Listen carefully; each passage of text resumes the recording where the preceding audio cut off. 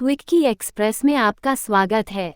आज की कहानी है सिंहासन बत्तीसी की 18वीं कहानी तारामती पुतली की कथा। 18वीं बार फिर राजा भोज सिंहासन पर बैठने के लिए आगे बढ़े। उन्होंने सोचा कि इस बार चाहे कुछ भी हो जाए वो सिंहासन पर बैठकर ही रहेंगे। तभी सिंहासन से 18वीं पुतली तारामती बाहर निकली और राजा भोज को रोकते हुए बोली, सिंहासन पर बैठने से पहले राजा विक्रमादित्य का ये किस्सा सुनिए।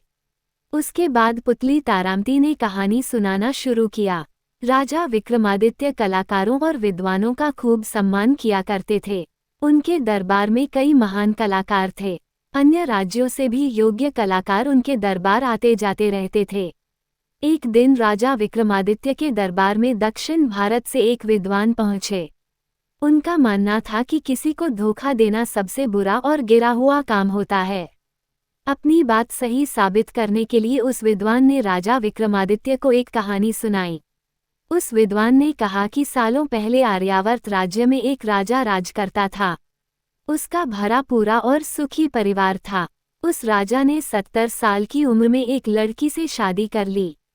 वो नई रानी की खूबसूरती से इतना आकर्षित था कि उससे एक पल भी अलग नहीं होता था। राजा चाहता था कि हर वक्त रानी का चेहरा उसके सामने रहे। यहाँ तक कि राज दरबार में भी वो अपने बगल में नई रानी को बैठाने लगा। नई रानी को बगल में बैठा देख कई लोग राजा के पीठ पीछे उनका मजाक बनाने लगे। राजा के महामंत्री को इस बात का बहुत बुरा लगता। एक दिन अकेले में महामंत्री ने राजा को इस बात की जानकारी दी। उसने राजा को कहा कि अगर वो हर पल रानी को अपने सामने देखना चाहते हैं तो उनकी एक सुंदर तस्वीर बनवाकर राज दरबार में सिंहासन के सामने लगवा लें। जैसे कि राज दरबार में राजा के अकेले बैठने की ही परंपरा सालों से चली आ रही है। ऐसे में रानी को राज दरबार ले जाना उन्हें शोभा नहीं देता है। महामंत्री राजा का खास था, इसलिए राजा ने उसकी बात को गंभीरता से लेते हुए अच्छे चित्रकार से रानी की तस्वीर बनाने को कहा। चित्रकार ने भी राजा का आदेश मिलने के बाद जल्दी रानी की तस्वीर बनाई और उसे राज दरबार लेकर चला गया। राज दरबार में जब लोगों ने रानी का चित्र देखा तो हर कोई चित्रकार की तारीफ करने लगा। उस चित्रकार ने रानी की तस्वीर ऐसी बनाई थी कि वो तस्वीर एकदम असली लगती थी।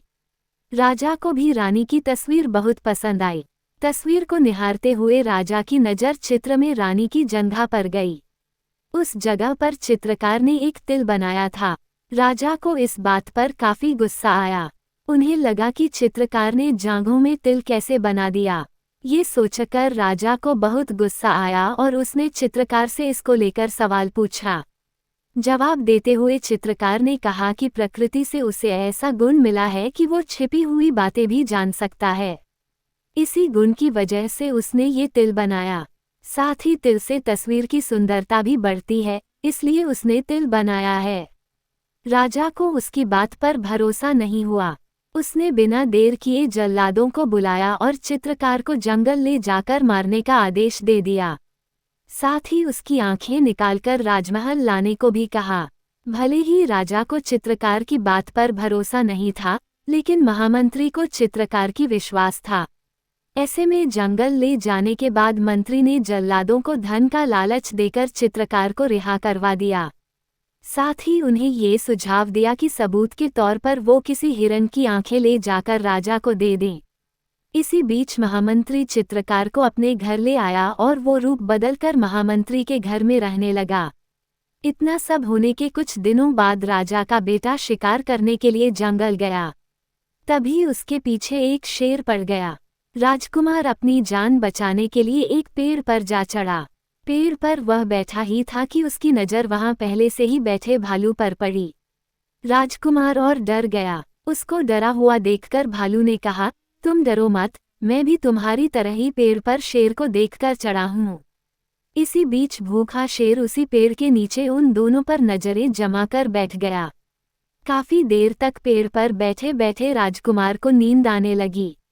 ये देखकर भालू ने राजकुमार को अपनी तरफ आने का इशारा किया और कहा कि वो थोड़ी देर उसका सहारा लेकर सो सकता है। भालू ने राजकुमार से कहा कि जब तक तुम सोओगे मैं तुम्हारी रखवाली करूंगा। फिर तुम जागने के बाद मेरी रखवाली करना और मैं सो जाऊंगा। राजकुमार ने भालू की बात मान ली और वो सो गया। इसी बीच शेर ने भालू को फुसलाते हुए कहा कि वो और भालू जंगल के जानवर हैं और उन दोनों को एक दूसरे का साथ देना चाहिए। मनुष्य कभी जंगल के जानवर के दोस्त नहीं हो सकते हैं। ये सब कहते हुए शेर ने राजकुमार को नीचे गिरा देने की बात कही, लेकिन भालू ने शेर की बात नहीं मानी और कहा कि वो राजकुमार के साथ धोखा नहीं कर सकता है। शेर दुखी होकर चुपचाप वहीं बैठा रहा। इतने में कुछ घंटों की नींद पूरी करके राजकुमार उठ गया। उसके उठने के बाद अब भालू की सोने की बारी आई। जैसे ही भालू सोया तो शेर ने राजकुमार को बहलाने फुसलाने की कोशिश की। उसने राजकुमार से कहा कि वो भालू को नीचे गिरा दे तो शेर उसे खाकर अपनी भूख मिटा लेगा और राजकुमार आराम से राजमहल लौट सकेगा। राजकुमार शेर की बातों में आ गया और भालू को पेड़ से गिराने की कोशिश करने लगा। इसी बीच भालू की नींद खुल गई और भालू ने राजकुमार को विश्वासघाती बोलकर खूब खरी खोटी सुनाई। राजकुमार को मन ही मन बहुत बुरा लगा। तभी उसकी आवाज चली गई और वो गूंगा हो गया। इसी बीच शेर थक हारकर जंगल की ओर अन्य शिकार ढूंढने के लिए वहां से चला गया। फिर राजकुमार वापस अपने महल पहुंचा।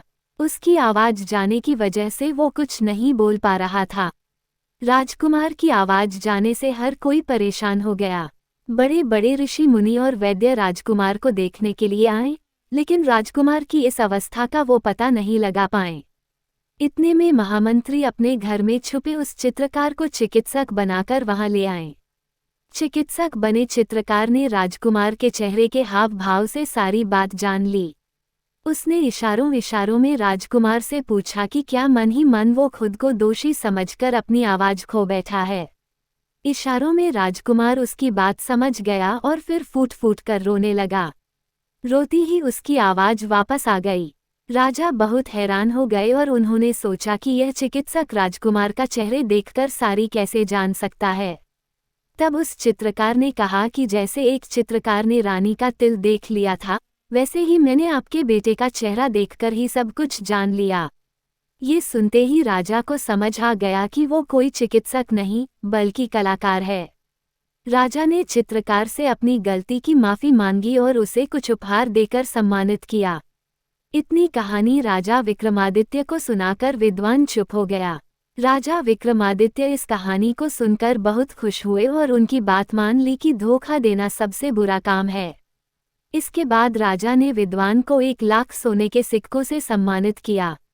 इतना कहते ही 18वीं पुतली तारामती ने कहा कि अगर तुम में भी दूसरों की बातों से सहमत होने और दूसरों की बातों का सम्मान करने का गुण है, तो तुम इस सिंहासन पर बैठ सकते हो।